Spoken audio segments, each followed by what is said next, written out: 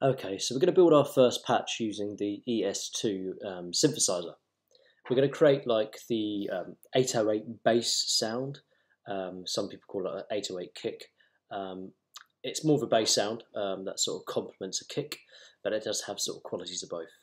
If you just make a new instrument, and it will probably come up with like, I don't know, some random instrument as the default, just go to where it says instrument and go to no plugin. Replace it with the ES2 synthesizer and make it stereo. This is the ES2 synthesizer, and again, if you look at your handouts, you'll be able to understand that this is the oscillator section, the filter section, this is your router section, LFOs, and these are your envelopes. So what we're going to do is we're going to load up just a basic tutorial setting, and we're going to use the analog saw init. So basically this sets it back to like quite a simple sound.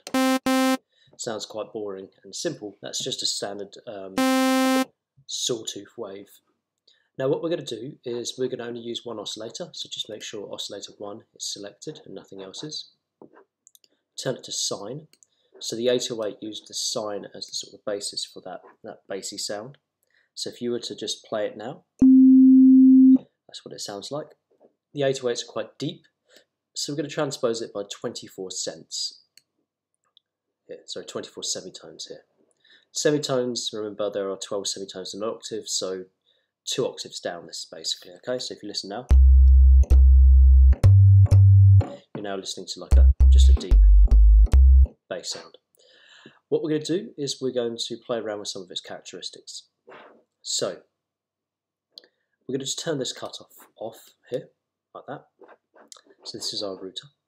And if you don't know what a router does, it basically says, okay, what would you like me to affect by what? So at the moment, pitch 1, 2 and 3 is affected by the modulation wheel and the LFO. Now if we turn that off, and instead of it being affected by the LFO, we're going to affect it by the envelope number 1. That's here. At the moment, doesn't matter what you do, it doesn't actually do anything. That's because we've not told it to.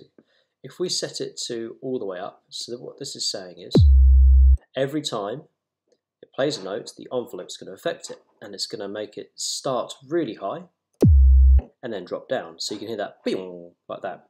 If we were to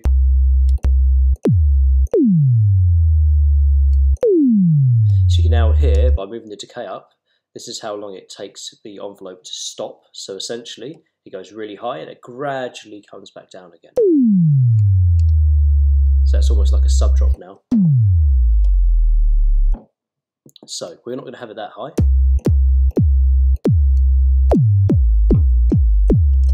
Put it a little bit lower.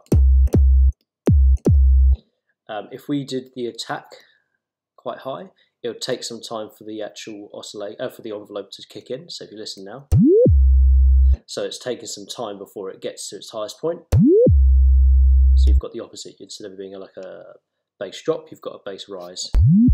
But that obviously sounds silly. So we've got that sort of pitch sound where it's going from very high to low quickly, and that gives you that sort of attack, that bing, bing sort of sound, rather than just a straight boom, boom.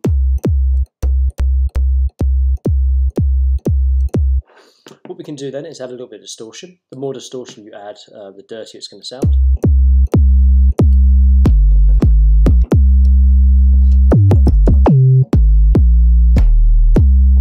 So there you go, that sounds quite nice, I think, about there. That's up to you, that's personal preference. The other thing is, if you think it's got too much of a click at the beginning of the sound, this is when you play around with your amplitude envelope. So instead of the sound reaching its loudest point straight away, which is at the moment, if you push it up, it's going to take, there we go, 1 millisecond, 1.6 milliseconds to reach its loudest point.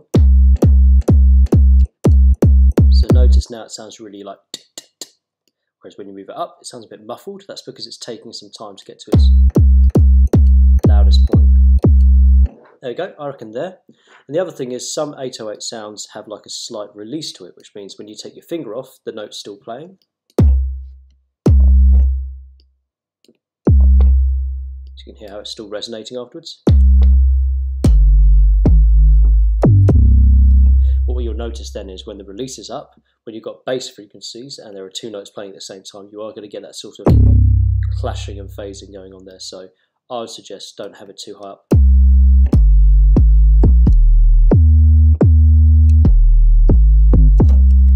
That sounds quite nice. There we go. You've now got your simple